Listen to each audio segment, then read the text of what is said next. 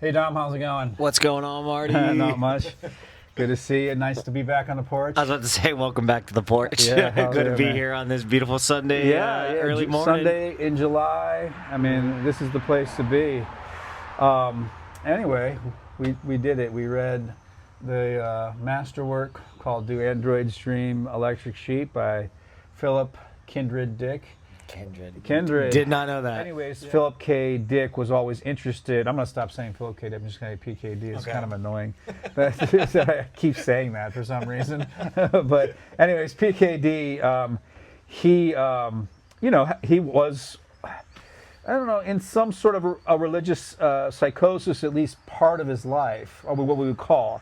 That pathologizes it, of course, and maybe it wasn't necessarily pathological, but like, from our perspective, I don't know how else to describe it in a neutral way necessarily, but like other than psychosis, you're saying? I know. I gotta think of something better. And I'm not opposed necessarily to religious psychosis. I just like, or to religious experience. Put more. I guess more neutrally, just to say, noetic religious experience. So like, noetic, just being this term from Rudolf Otto, meaning it has some sort of like informative, knowledge-based kind of revelation that's a part of whatever the religious experience is, so that you characterize his experience in those kind of ways. But he's not into the full-blown. He has not had the Valis experience yet until 1974, and he wrote this book, I guess, in '66 mostly, and then it was published in '68. So he wasn't quite there, but he obviously had those tendencies to begin with. I mean, beyond, what we talked about last time, the, intense use of amphetamines, there probably was some kind of, proclivity for psychosis. Maybe something like being somewhere on the spectrum plus speed or something like that. Well, yeah, and I think he toils between his natural religion that you could say Mercerism would be more closely based to his Christian beliefs. However, he also throws in at one point of the book how the androids, specifically Roy Batty, is trying to administer seemingly psychedelics to the other androids to create their own their own Mercerism to kind of combat the humans empathy boxes and to kind of fuse as they would but with other androids. So you can see he can almost view religion as being accessible through ornate natural Christian belief, while also this pharmaceutical inducing religious experience. It's 66, so kind of really it really at the heart of the hippie thing. And so obviously, supposedly, according to at least some biographies, he didn't really get into psychedelics all that much, I guess, until the 70s or whatever. But if he did or didn't, who knows? But that vibe would have been there. So this kind of brings us to the beginning of the book, where we can talk about vibing into things through mood organs and empathy boxes and whatnot. Tune in, tune out, drop in, drop out. They're literally tuning into a television station to feel in, certain turn things. On and drop out. Timothy Leary, yeah. The first scene is him in a totally shitty relationship with his wife. Really sort of almost misogynously described as this, I don't know, this angry woman, kind of dissatisfied, and one of the funny things we find out that she's dissatisfied really early is that they don't have a real animal. And so they have this electric sheep because their other one died. They had a real animal, I forget what it was, but it died. And anyways, and so she's pissed that he doesn't make enough money to have a real animal. And there's this whole keeping up with the Joneses type thing that's going on here, where it's we're not like the other people. We don't have we have an electric sheep, but they all have real animals, and he's got a neighbor who's super cool because he's got a fucking horse and shit that's about to have a cold or has a cold that so he's offering so proud, so he just has too much horse where he can just give some away. I know, right? Yeah. And and the thing is they've got this fake sheep, and they can't. He's actually got to go up to the roof to pretend to feed it, so that it seems like it's a real sheep to all their neighbors, and they just live in fear that the other neighbors would discover that this is not a real animal or whatever, because they would be so looked down upon socially or whatever. And we should mention, for those that haven't read, that this is a post-apocalyptic world where the most coveted, item that you can own is a real animal, because most are extinct, and the other ones are, thousands and thousands of dollars just to own yourself. And there's already, too, this idea that, like, those people who are still on Earth are already kind of, like, low down on the totem pole. Because if you're, like, of good health and you can reproduce, you're, like, highly encouraged to, like, leave and live off-world. Like, the main people who stay, like, I would assume are just people like Decker who don't really want to.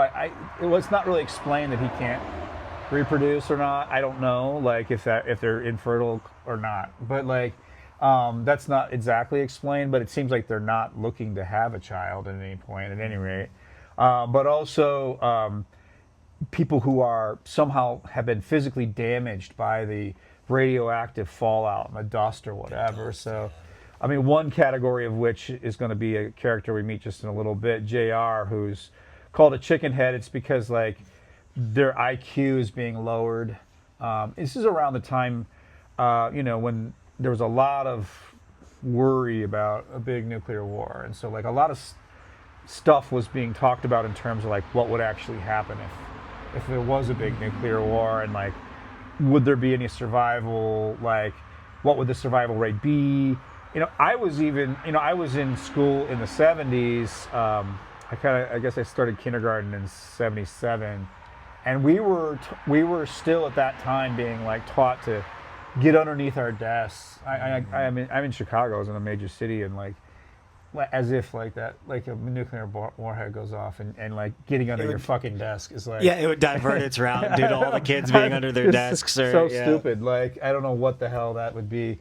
The whole thing was just absolute madness. And I, frankly, like, nuclear weapons are still constantly in the news. So, like, God only knows if we get out of this without blowing ourselves up. But the idea with owning animals, too, is this idea around empathy. So it's this thing where you have this great compassion for, maybe, or empathy for a living organism, and it's something that distinguishes you from an android. And so a lot of this book is going to be about distinguishing ourselves from, artificial life, if you can even call it life, but like artificiality, let's just say. So, like, one of the things that would distinguish a human being, one, is valuing something because it's rare, but not because of anything it does or whatever. That's a kind of exchange value, kind of commodity fetishism that you would think that maybe a android would be immune to. But, if they're programmed to value those things, then they would. But it's still our intention, you know what I mean, that was put into the android. But then the other thing would be is just this natural feeling of love for, animal life or whatever, which brings us to the mood organ and the empathy box. The mood organ starts with his wife, Iran. Since she's, depressed because of the lack of an organic sheep, he inclines her to tune into emotions, where they have seemingly thousands of channels that replicate a human emotion, such as, complete satisfaction with your life, or the ultimate peace, or at one point he asks her to tune in to, becoming happy with just watching TV no matter what's on. You can tune in to watch TV and it doesn't matter what's on. To get her out of this depression, which later he straight up tells her that he believed the entire time that she was capable of getting out of the depression. She just didn't want to.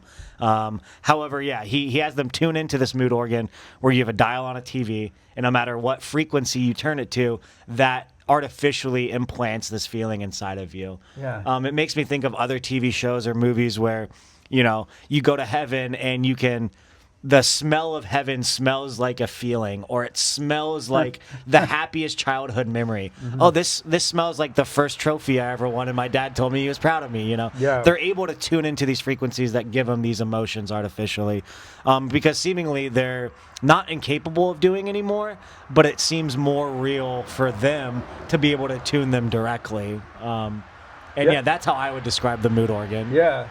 And kind of the difference nowadays is just like the level of possibility there. I mean, it's not complete, so you can't pop a pill and just get out of a depression or whatever. But you know, we've come some way with that, I guess. You can watch a movie of two baby elephants being best friends and get a hit of dopamine, you know, and feel a certain way about love and compassion, you know, for baby animals online. Or, you know, we always talk about scrolling as the ultimate dopamine hit these days, where you can, you know, tune into something that makes you, you can find a little niche, you know, streamer element of, you know, media that you like and can tune into that and feel any way you want, you know. Effective immediately disassociating from, you know, the lack of an organic sheep, and you know. Yeah, and right. So, and why wouldn't you is kind of like one of the questions of the book, I think. I don't know if PKD, you know, intended that to be one of the questions or not, but it kind of comes up because, you know, the thing is like she seems to want to stick in her depression. Now, this might be some like PKD misogyny, like women, they just want to be, you know, like mopey or whatever. Yeah, I felt that from PKD. It could be some BS like that, but it also could be like this human desire to suffer in some kind of way, which brings us to our next religion, which is almost the opposite of the mood organ, which is Mercerism. And so Mercerism uses an empathy box, which is like, I don't know, you hold on to its handles or something like that. Yeah, very, very similar to, I think, the Scientology tests, where it's these two probes that you hold on to that basically send you to, you know, you're not in your actual life anymore.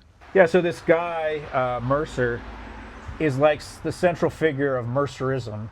And it's like you tune into his like reality of climbing up a hill, like while people are throwing rocks at you. So, you know, as we said, very Jesus-like or Jesus-seeming. And people want this experience of suffering because it brings some kind of solidarity with everybody else who's also feeling, you know, this pain together of, you know, this guy Mercer being persecuted as he, you know, as he goes up the hill or whatever. It's just like this. For them, it's this deep religious experience or that they continuously tune into, and it's the same scene set every single time. Yeah, and it's not too dissimilar from some actual religious practice in the sense that, for example, I grew up Catholic, and there was a way of doing what we called the Stations of the Cross, where you would go around the church at each one of the stations, and it was like broken down into 12, I think, different stations where you contemplate and you think about the suffering of Jesus on his approach to, you know, being crucified or whatever.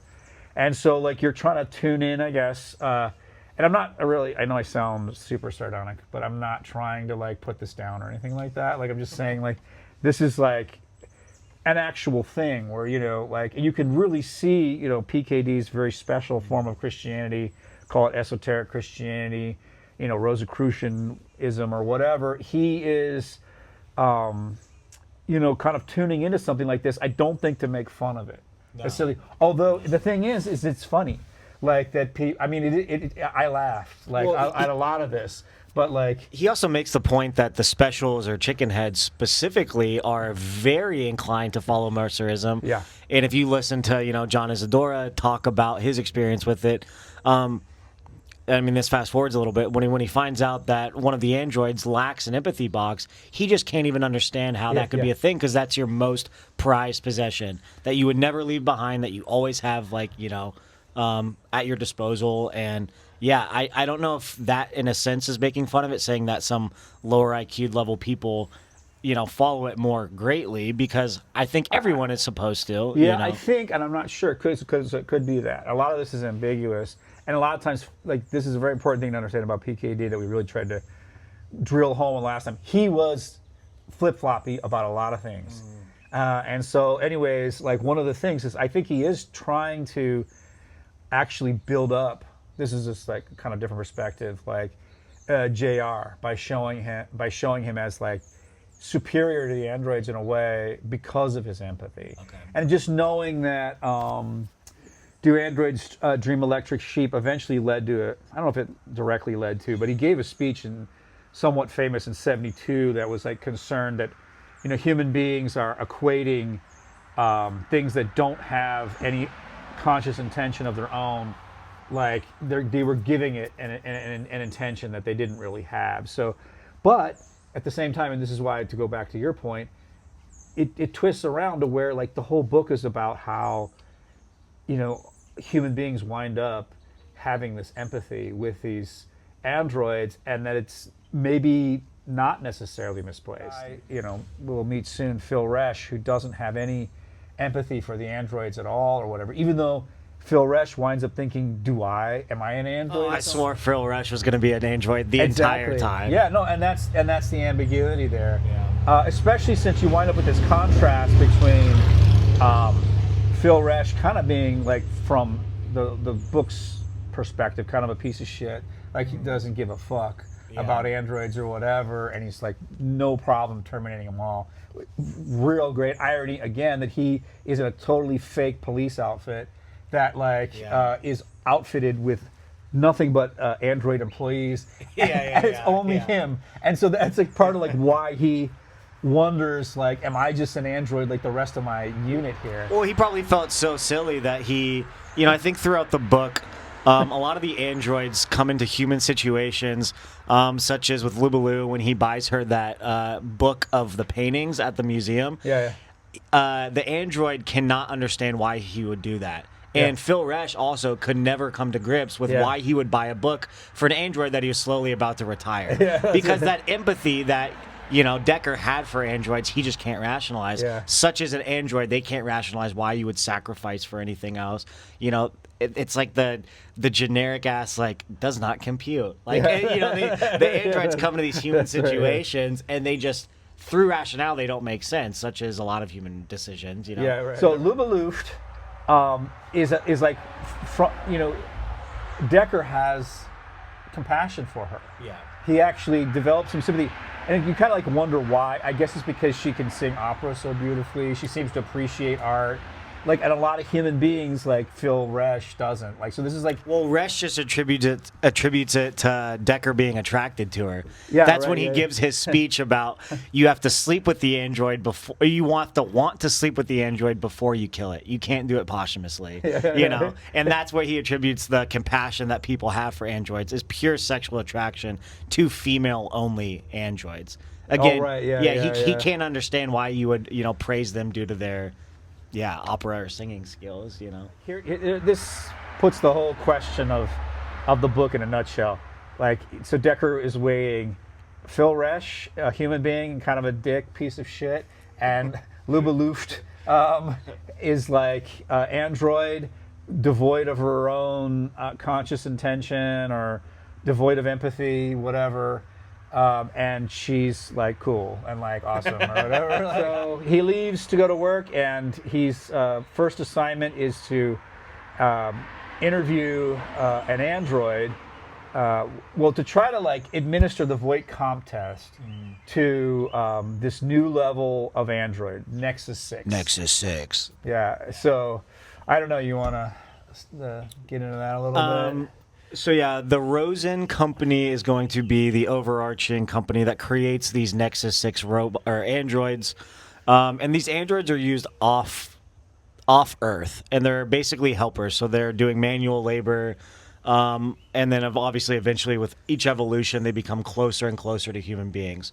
So they've developed this Voight comp test, which measures your impulse control to certain scenarios, or not impulse control, but your reactions to these scenarios. And most of these scenarios revolve animals and such of like, you walk into a beautifully decorated living room, however, there's a mounted deer head on the wall. How do you feel about it? A human's reaction is going to spike this Voight comp test and show that you have empathy for this animal. Whereas an android would not reflexively react to this story, and he can measure that, determining whether it's an android or not. So he goes to the Rosen Institution or Rosen Corporation, and his immediate goal is to interview, I think, 9 Nexus 6 androids to determine whether the... Mixed in with real human beings. So the 9 is going to include some humans, I think. Yeah, as a control to see if there's a difference between the two. However, it becomes very apparent that the Rosen Corporation does not intend to allow him access to these Nexus 6s because they don't want this test to pass. And then eventually their goal is to become indistinguishable from humans. That's right, yeah. But yeah, we will say that at the beginning he's not sure whether or not Rachel Rosen is an android or not because she's introduced as the niece of the Rosen Corporation's founder. The founder and Rachel insists that she is. Yeah, and she lacks empathy because she spent 14 years off the planet on Mars. Right, so she doesn't have this feeling for animals or whatever. Because, as you said, the Voight-Kampff test is mostly about animal scenarios, like to see whether you feel any empathy or not. And I should say that this is like based loosely on this. It's not really. It was never really a test. It was just kind of an idea about whether you could tell if something had its own intention. It's called the Turing test. Yeah, Alan Turing. And the idea of the test is like very simple. If you can fool a human being that you're in a conversation or whatever, then it must have its own.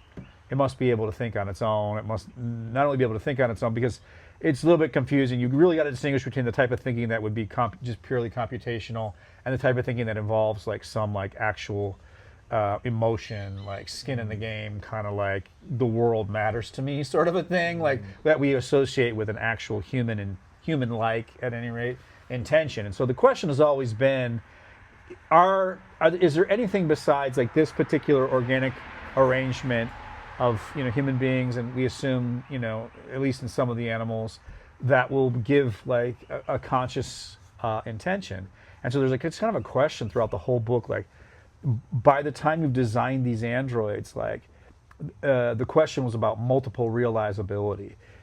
Are there other structures? Are there like silicon-based structures that can like create a mind and create intention or whatever, like even though it's not like carbon-based, organic, kind of like structure. Like, what is it that gives somebody his or her intention?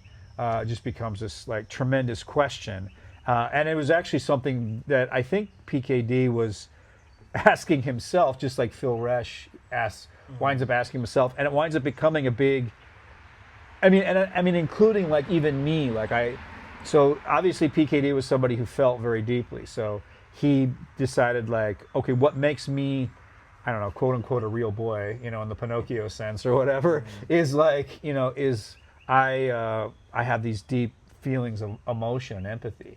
And, the androids, Rachel, who we just met, Rosen, is designed to use this against human beings.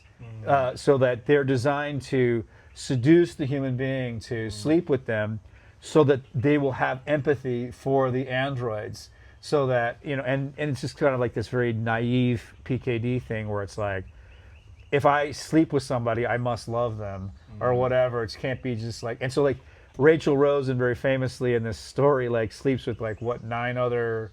I think she says 7 other bounty hunters. Yeah. And they all fell in love with her. They all fell in love with her so deeply that they quit bounty hunting androids because they now felt empathy. So as if that would work. But I mean, this brings up so many interesting parallels to our time where, it really has come to the point now, and it's a question, not for me so much, but there are people that like fall in love with computer programs now because the large language models have gotten so good at mimicking not just human speech, but like human responses, like human-like responses.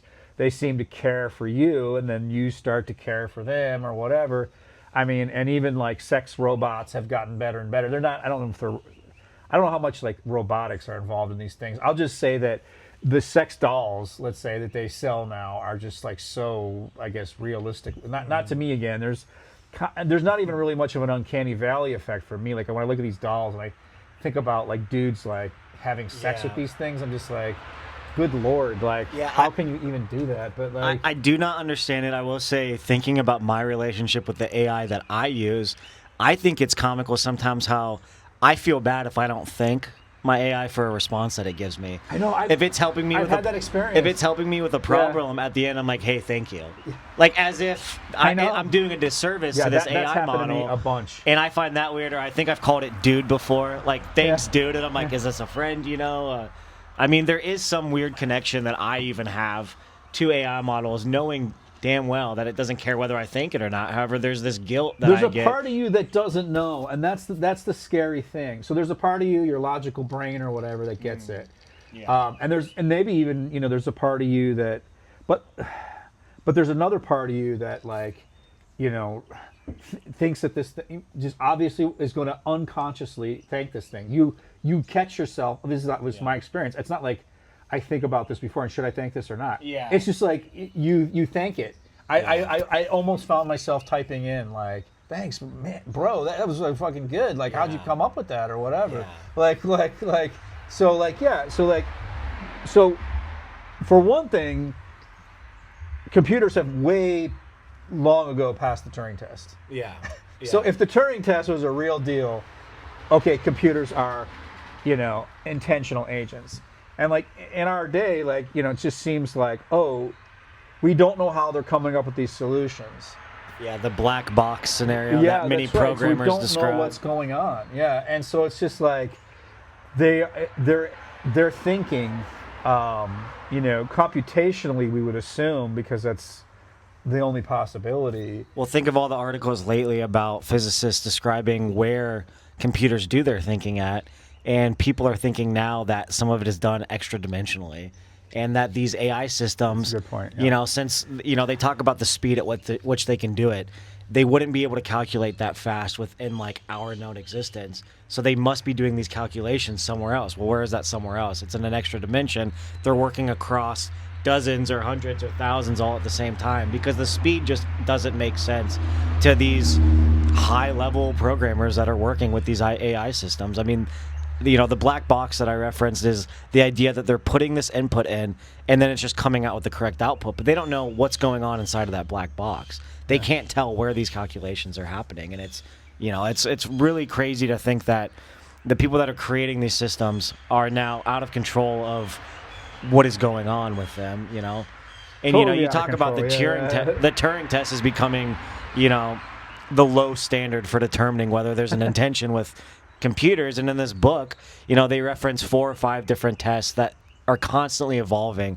I mean, the response tests to these stories are one great example.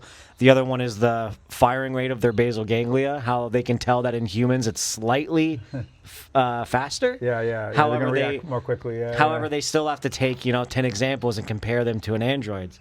And then their final test would be the bone marrow test that they give, which can only happen post-retirement, and that's one of the only ways that they can tell whether or not there's a human. So it really shows that with each, integration or each variation of these robots, they have to come up with new testing to be done. For sure. Well, part of the question is here too is like, a lot of people would associate having an intention with having a body, and so you can imagine making a distinction between like a large language model that isn't disembodied. Again, you're wondering where these, computations are even taking place, and then having an android that has a body. Because when you talk about the bone marrow thing, they're giving them pretty like close to bodies or whatever. The question is like, why do they, if they start to care about their lives? So this is a really big thing in like phenomenology, like the idea of care.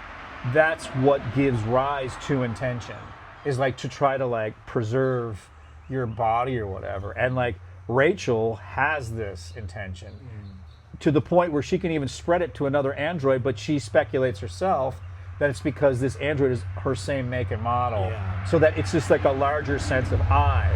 So then what goes on with empathy in some sense is like, it has to start with like a care like for your own existence, your own like sort of physical body, or care for others that resemble like a similarity between your body. So then it spreads to like those who are similar, and then eventually we consider ourselves higher order when it spreads to things that are not like us. And if you think of like how people kind of respond to mistreatment of animals, or even like farming of animals, I'm sure a cow would have a similar empathy towards another cow. However, it doesn't care for another species of animal. So therefore, does it include empathy as well? Or we talk about like a body being like a vessel for care. I mean, how many times do you look at an animal and think, oh, they're just, they might be self-preserving, but they could just be doing this due to evolutionary like effects. They're just doing this because they're trained to. They don't necessarily think about what they're doing as like an intention. It's That's just right. like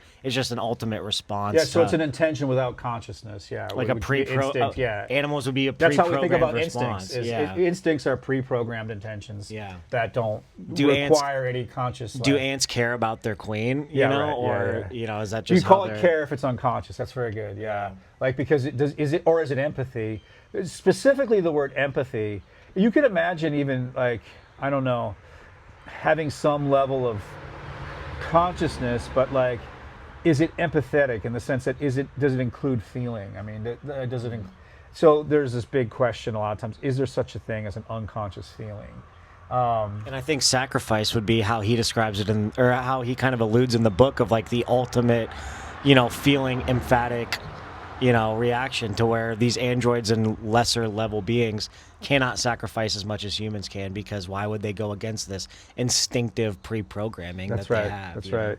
And with Mercerism at the heart of the whole thing, you wind up with this, I guess, proto or pseudo Christian example of a dude who is suffering, and for what reason? For other people. So it's like this self-sacrificial model that would relate to PKD's Christianity, the model of Christ, self-sacrifice, self-sacrificial love, that you would imagine is totally beyond an android or an artificial form of life or whatever. But again, there's even a question within let's say modern day anthropology: is actual self-sacrificial love possible? So they'll go like through this whole thing like, no, it's a part of your genetic programming where like it's like this like group kind of like strategy for the survival of the group rather than the survival of the individual or whatever. So but anyway, but this brings us to the idea on the Voigt-Kampf test as it relates to the Turing test. It's just this idea of like, what are you testing for? Like, so you imagine it's like the ability to emote or to feel in some kind of way, which you couldn't have if you didn't have a body. Like you would think you couldn't have if you couldn't have a body, but also like to have your own independent intention. So the question is like, could you be programmed to react a certain way to animals?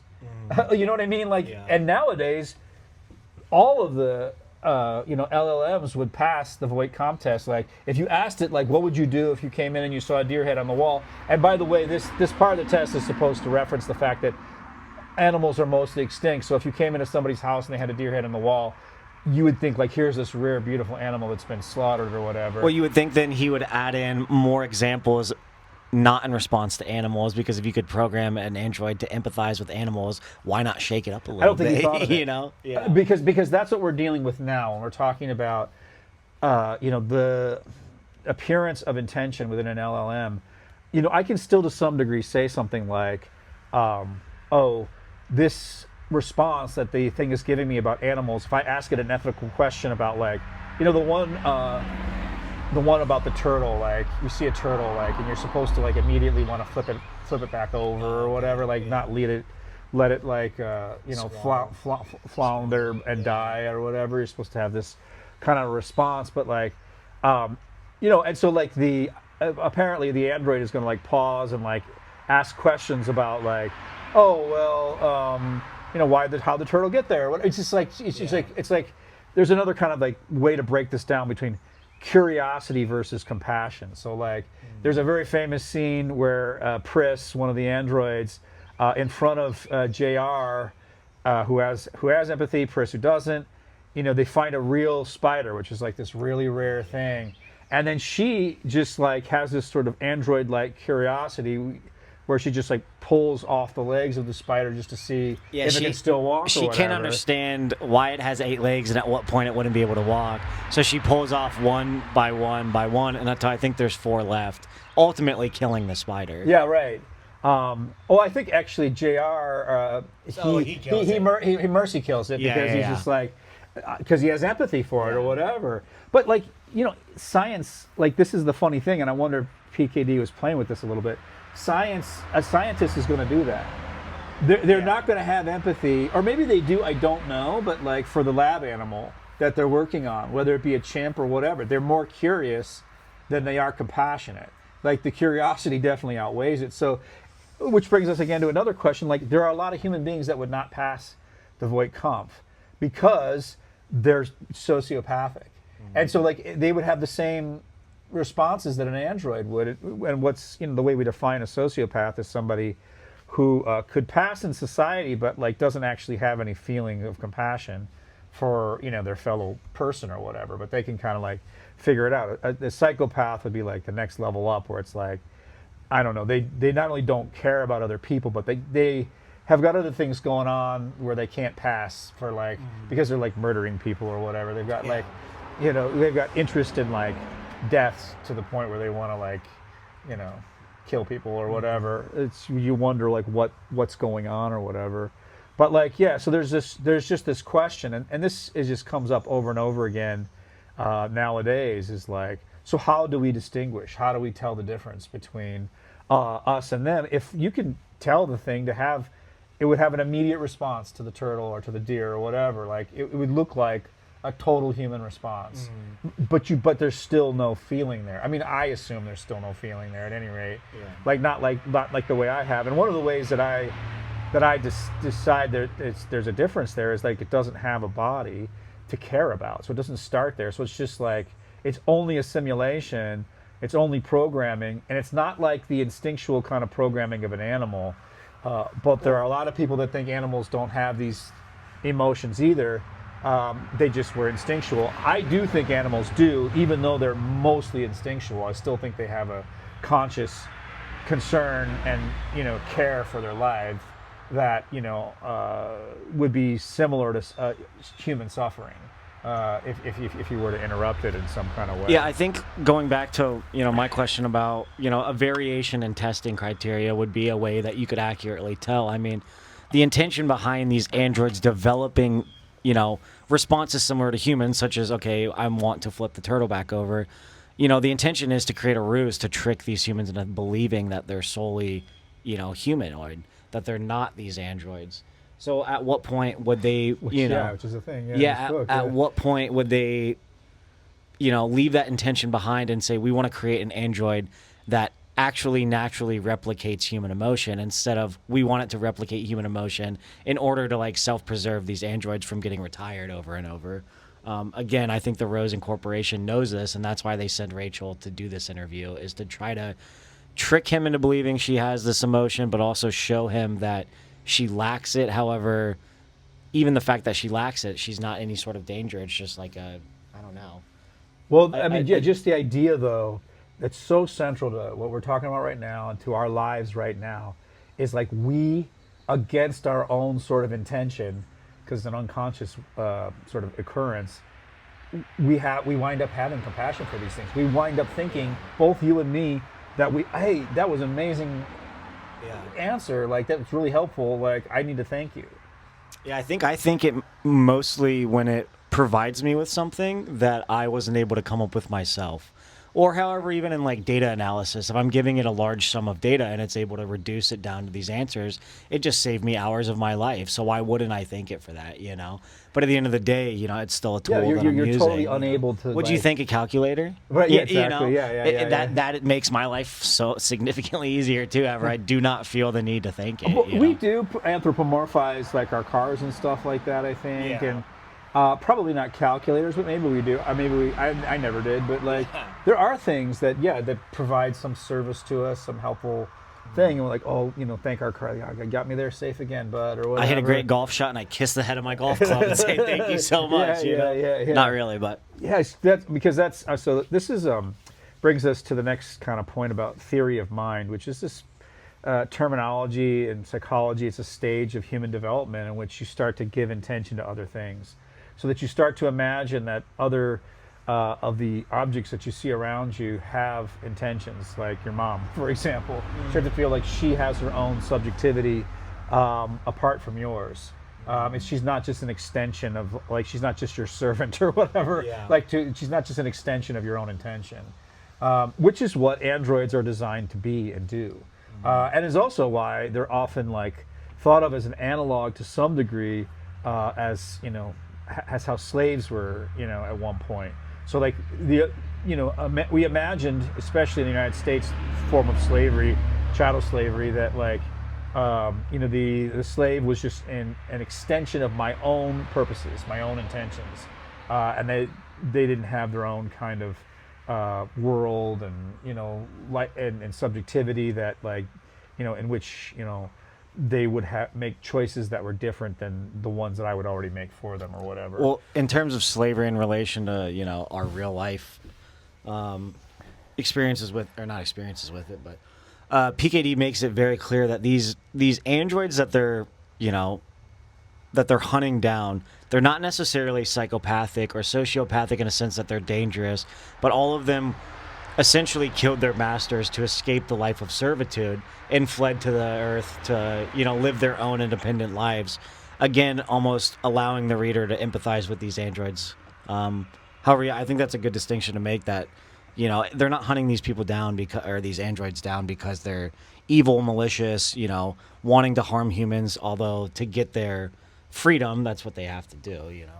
Yeah, perfect. So like clearly, also with in terms of slavery, there was kind of I don't know if you want to say it's a discovery, or at least a discovery of something that was deliberately hidden, that the enslaved person has his or her own will, and that is a person. In other words, like these androids are defecting by not remaining in servitude for entirety. That's right. Yeah, and so like there's this realization throughout that this is not accord with the will of the enslaved person, and they actually have a personhood. Famously in this country, I forget what the ratio is, but a slave counted as like 5/8 of a person or something like that. I can't remember what it was, but it was some stupid ratio like that. 2/3. Something, I don't know what the ratio, what the fraction of humanity they were allowed to have, but yeah. So like, I mean, there is this like lifelong question, about like, how much of a person are my servants, my and the android would be the perfect servant in the sense that they wouldn't have their own intention; they would just carry out my intention.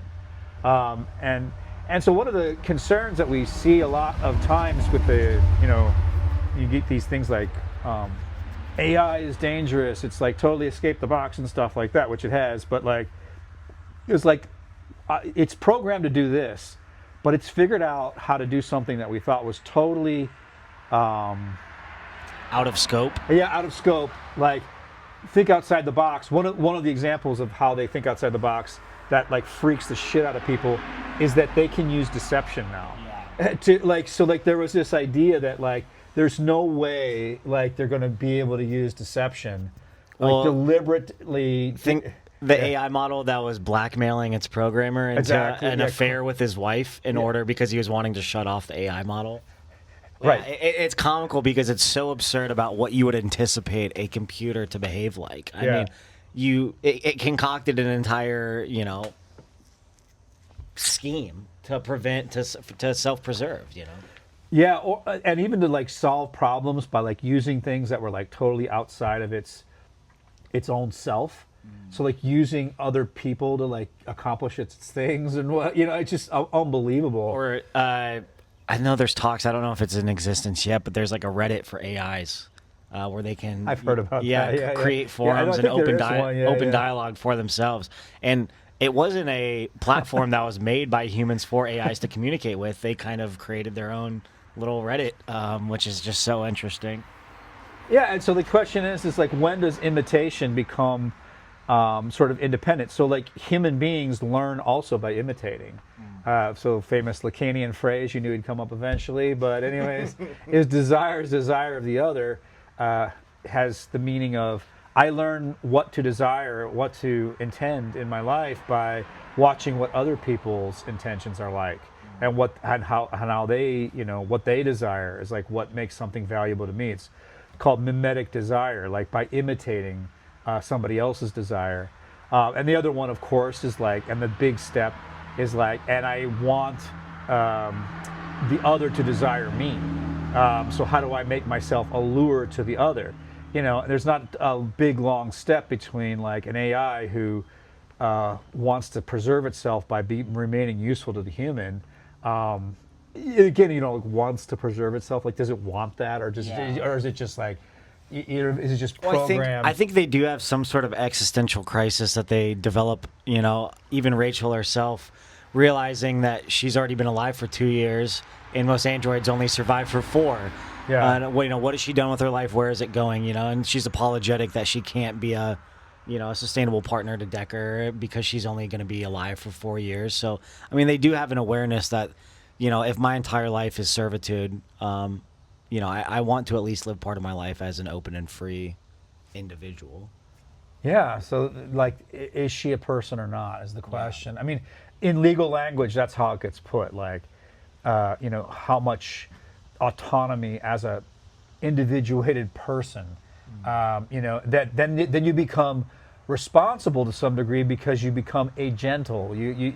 The whole nexus of causality has some origin in your own person, wherever that is, and we don't know where our person is. That's the problem. It's not. We think it's between our eyes, but like, in our brain somehow. But like, where exactly is it? Nobody can locate it or whatever. It's a non-local thing. So like, it's not surprising in some ways that AI are using non-local spaces to like do whatever computing they're doing or whatever. There might be some sort of like universal, like Platonic, transcendent, like, I don't know, formal space where they're working out their problems. Who knows? But like, these are the really edgy problems that we get into that. I think PKD kind of avoided a little bit by making them so body-like. His reason why they can only last 4 years in the book is because they degenerate and they can't. Yeah, they have an issue with their metabolism to where their cells can't re-replicate forever. And there's a lot of people that just say metabolism is what makes you living, what puts your skin in the game, having to use metabolism. I mean, in whatever form robots or computers use metabolism at this point as a mechanism. I mean, you could really draw like a really strained analogy to like electrical supply or something like consuming, electricity or something like that. But like, it's not the same as like a human metabolism at this point. And so you might wonder, like, maybe just because the android supply wouldn't be finite, Right. That would be a good distinguishing factor, that the human metabolism and like oxidation of cells seems to be a finite, limit. Yeah, and therefore we hit it pretty close, and we hit it pretty soon. Like, if we don't eat and if we don't drink, whatever, we get it pretty good. I mean, but again, I don't know how strained the analogy is at this point, but the large language models are being run on massive amounts of natural resources, like famously, like these giant warehouses are being constructed to do all the computing, to be their brain or whatever.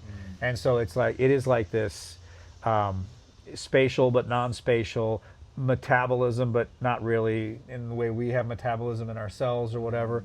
But it sounds like what PKD was doing with these things is giving them bodies that metabolized, and but their metabolism wasn't good yet enough to where they could make it past 4 years, which the reason for them only having 4 years in the movie, kind of an interesting contrast, is that they because I think by the time Ridley Scott makes it, like, we're not going to make robots that need to have cellular reproduction and bone marrow that's so close to human bone marrow that you got to actually like extract it and put it under a microscope to see that it's not actually human bone marrow.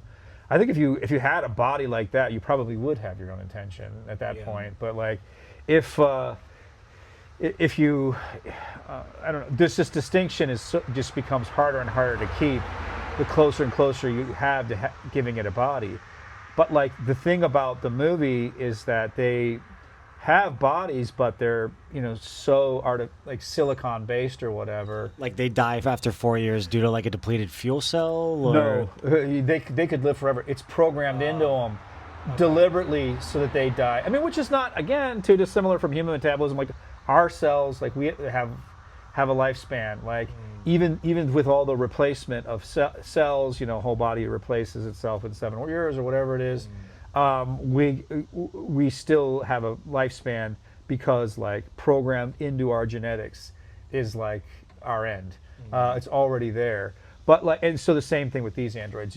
You cannot make androids that don't have this programming which will undo itself. And the reason why is because they think they'll become too powerful. Let's get through the rest of the story here. He goes to a fake police, as he's about to retire Luba Luft, he goes to a fake police unit, picks him up because he gets reported, and he meets, what's his name again? Wayland? Yeah, Wayland is the police captain, and then Phil Resch would be... And so they're all androids. Yeah. And Phil Lesh is the only human being working there, it seems like. And it sounds like it was just like a whole android operation. And the motivation of the androids is interesting. I guess on the one hand, they don't really care about like retiring other androids. Yeah. But they care, it seems like, about their own existence to some degree. And anyway, so they wind up retiring them, and then he meets Phil Lesh, who's kind of a jerk. He doesn't care about androids or whatever, and then Deckard winds up caring about androids too much because he cares about Luba Luft, and then eventually sleeps with Rachel. But Phil Lesh is the one that actually shot Luba Luft. Oh, so he gets her. Yeah, he gets like $1,000, but he gets per android. Yeah, $1,000. Yeah, and he gets 3 of them. Yeah. He then immediately takes this money to go buy a real animal. Yeah. All of a sudden, forget what he buys. A goat. A black Nubian goat. Oh, black Nubian goat. Yeah. I thought it was it wasn't a sheep. No, it was a goat because goats.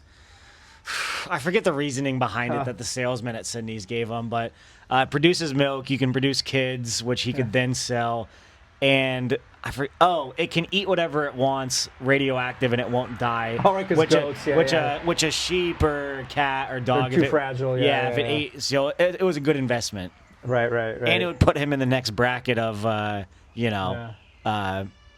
they're like a higher level pet than like any other animal would be. So it would show his neighbor and show everyone else that he made it somehow. Yeah.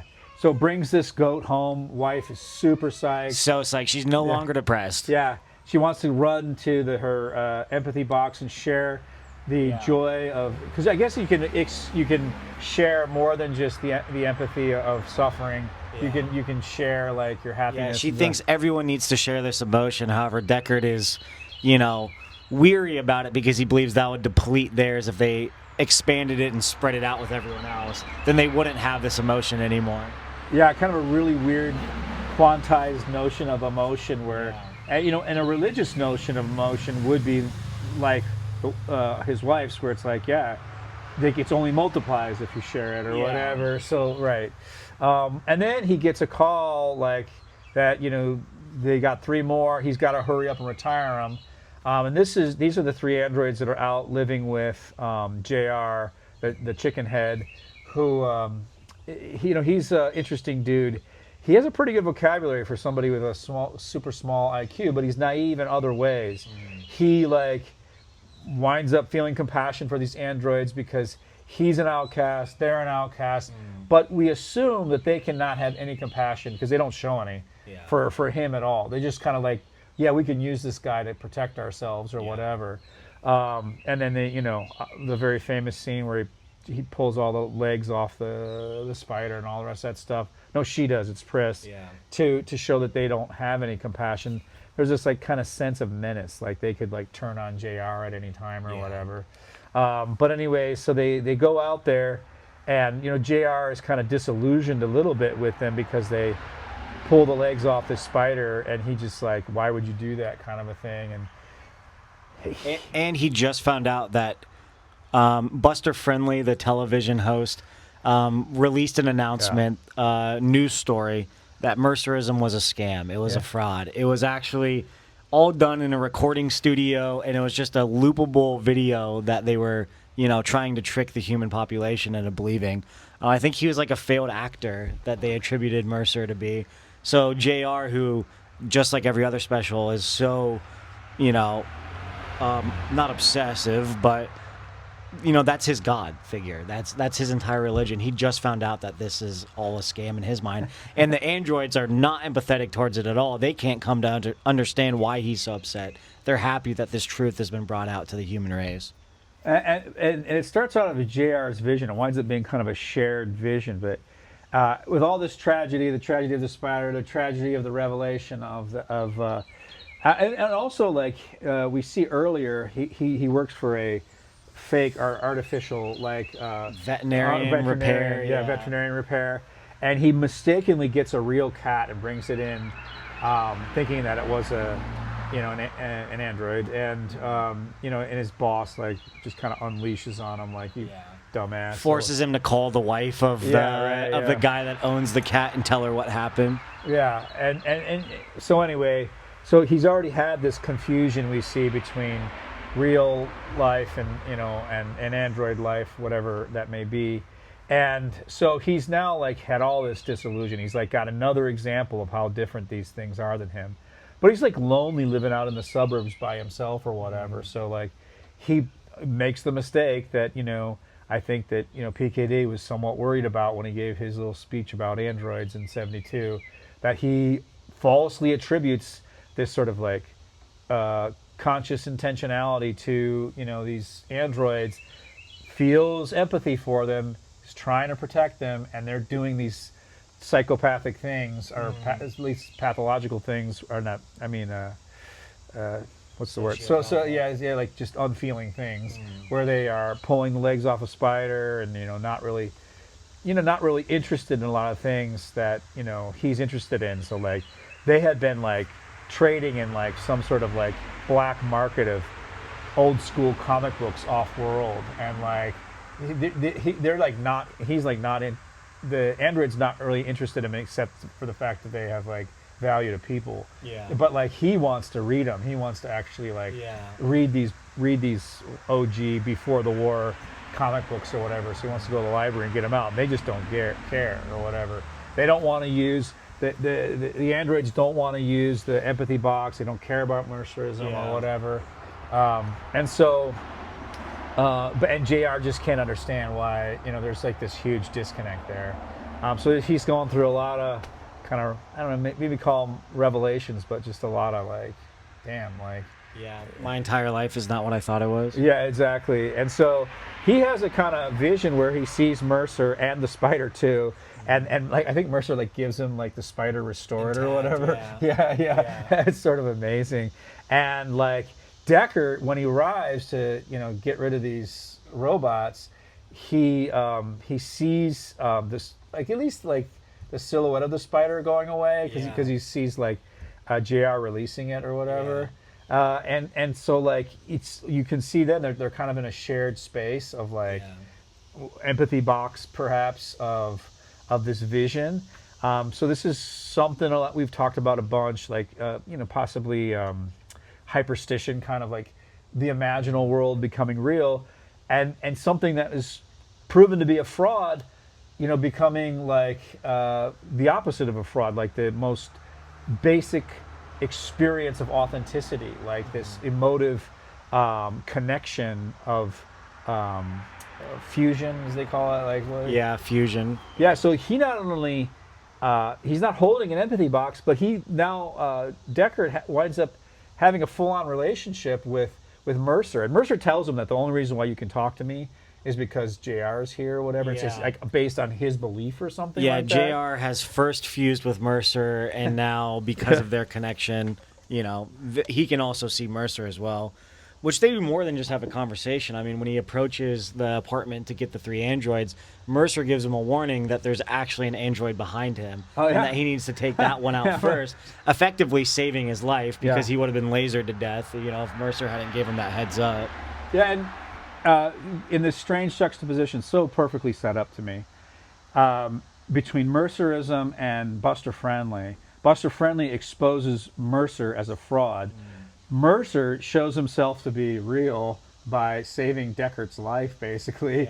And then, even though he admits he is a fraud, like when Deckard asks him, everything's true. Yeah. And then it gets reversed back because we find out that Buster Friendly was an android, and all the androids were just waiting for Buster Friendly to expose Mercer because the androids were like, fuck human beings and their Mercerism. It's like a bunch of bullshit. Like they think it separates them from us or makes us better than them. Once they realize that this thing that they base their whole authenticity on is exposed as bullshit. This is very similar to like a secular scientific idea of like, I don't know, like the New Atheist or something like that. All we have to do to get rid of religion is like just show them that it's bullshit. And so Christopher Hitchens is here, like, basically exposing religion for its fraudulent nature, and we're more religious than ever. It's just like this impossible like loop or whatever. It's just so well set up, so perfect. Like I don't know if PKD planned that out or he was just like writing about like things as they came to him or whatever, but like that is unbelievable. Like so like fraud, real, like the human being's a fraud and through their fraudulency is a real.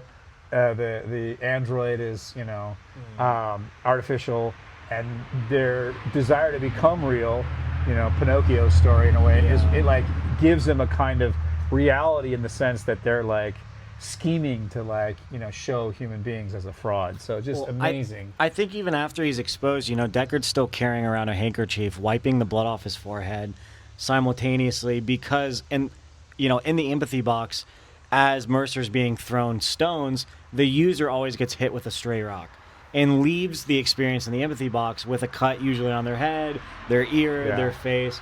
So like materializing a rock out of an empathy box, like how would you convince someone that it's not real when they're actively wiping away a cut from an experience within that now fictional world? Like there's no way they would be able to rectify that as fiction as they're sitting there dabbing their forehead. And I think Decker at least has that in the back of his mind that although this has been spewed out as a scam, how could it be? Awesome. Yeah, and this is like so central to all of PKD's ideas about everything, just like in and out of reality. And whereas we keep going back, the McKenna brothers, in the jungle, forming an actual physical key that they, blew out of, that they pulled out of their collective psyche mind, or, the McKenna brothers fusing together, such as, PKD is fusing, JR and Decker within this story. So good. And that's, he retires the Threed, and it's, pretty, we'll talk about some of the differences when we talk about the movie, but pretty easy. They're not superhuman like they are in the movie, so he retires them real easy. And then he goes home to his wife. They dial back into the mood box. It's like, I'm going to dial in a well-earned rest or whatever. Well, he was going to, and then she realizes how tired it is. She's like, you know what, we actually might not need this. And like cool. Undials like it. Actually, it's not undeserved. It's a truly deserved rest. We don't need the... Yeah, and that's also when when we talked about earlier, that's when she also wants to dial in like at complete peace, I think, is what she wants. Yeah, but also, like, let's not forget that when he gets back, he realizes that Rachel Rosen, like, murdered his, which is a very human thing to do, murdered his goat as a revenge. Pushed it off the roof. Yeah, because I guess he's the only one who slept with her, but like can still goes ahead and kills the other robots or whatever, androids, and so she goes and kills a sheep. I forgot about this thing too. Like one of the things that when Phil Resch is wondering almost to himself, like, am I an android or not? As he starts to get so befuddled or whatever, and he's like, well, wait a second. I love my squirrel, which is like so fucking funny. I mean, I don't know if it's supposed to be funny or not, but that is how PKD's humor works. Yeah. It's like so ridiculous that like you're just like thinking to yourself, he's got to be joking about this. Like, but anyway, it's like he's just like, you know, his proof to himself. Yeah. This bounty hunter is like, I must be human because I love my squirrel so much, and he like starts describing how he like, you know, plays with a squirrel, brushes its tail. Its tail. Yeah. So, it's so funny. He's like, wait, would I brush the tail if I wasn't like a human being? Like androids wouldn't do that, like, or whatever. It's really great. But anyway, so, you know, but then Rachel does this really human thing to this animal where she, you know, kills the animal. Like, and this is a very human, like, sort of like revenge thing. You know, like why would an android want revenge? And she does it out in the open, almost waiting for the neighbors and his wife to see, to prove a point that, you know, she has been scorned by this man. So she's going to get her revenge. Which is almost like a romantic gesture on her end, like, you know. Exactly. Yeah. So that's why I'm saying it's so human. Yeah. Because like logically, if an android was just a computing machine, it would realize that you're just going to piss this dude off more and make androids more hateable. Yeah. And so like it's just going to like make him kill more androids and like or whatever, you know what I mean? Like so it would not be like the thing you would do strategically if like you've been programmed strategically to like use love against human beings, like use their weakness against them, kind of a thing.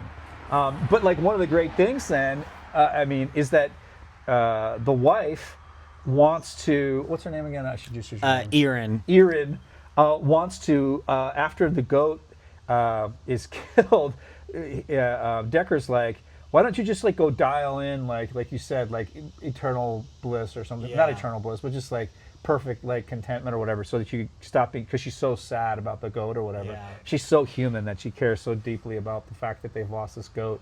And she's just like, no, I want to like, you know, like almost like in the beginning of the book, she kind of wanted to be in the depression. And not only that, she wants to share it with everybody in Mercerism. And he's like, and she's like, aren't you going to like say something about Mercerism being a fraud? And he's like, no, man, I had a experience with Mercer myself. Like he's real, dude. I fused with Mercer. Like I know he's real. So she's like going to go share her deep despair with the rest of the group. Because her animal got killed or whatever. And, you know, this is, again, what would seem to make, you know, us not just pleasure machines. Like, there's this kind of enjoyment of suffering, so much so that we have the enjoyment, too, of, like, the solidarity around the suffering or whatever, or, like, the desire to suffer with others brings us together in a way that we would imagine, I guess, androids would never. And so, like, I don't know, like, just perfect setup for thinking about do androids dream electric sheep or not? Like, do they? I don't know if that's a good way to really put the question, but just like you would imagine that why would we be given the advice to think about, you know, counting sheep to fall asleep or whatever? Because we were not androids, we couldn't just shut off. And so, like, do androids have to also like use tricks to get themselves to fall asleep at night because they also live a complicated emotional life or not? I guess that's just another way of putting the question or something like that. Oh, any last thoughts? Can't wait to watch the movie. Yeah, all right. Well done. Thanks, sir. Yeah, always. Peace.